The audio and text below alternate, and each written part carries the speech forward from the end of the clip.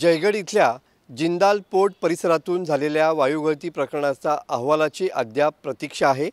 तब्बल 22 दिवस उलटून गेलेले आहेत, मात्र नेमका हा गॅस लीक कशामुळे झाला याचा अहवाल अद्यापही आलेला नाही। उद्योग मंत्री उदय सामंत यांनी या संदर्भात चौकशीचे आदेश दिलेले होते आणि 8 दिवसात या संदर्भातील अहवाल हा प्रशासनाने सादर करावा अशा सूचना दिलेल्या होत्या।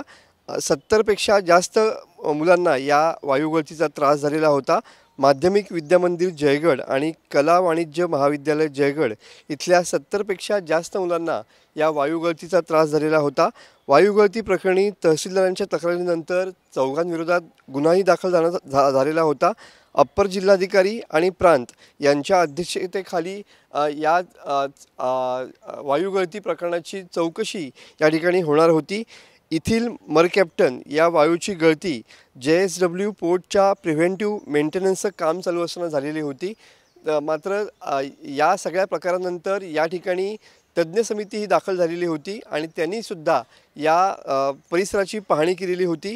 या संदर्भातील अहवाल लवकरच येईल अशी अपेक्षा व्यक्त केली जात होती। मात्र तब्बल या घटनेला 22 दिवस उलटून गेलेले आहेत, मात्र अद्यापही या वायुगळती संदर्भातील अहवाल जो आहे तो अद्याप आलेला नाही।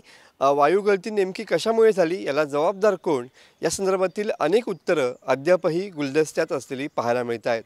कॅमेरामन समित गजनेसह मी मनोज लेले, TV9 मराठी, रत्नागिरी।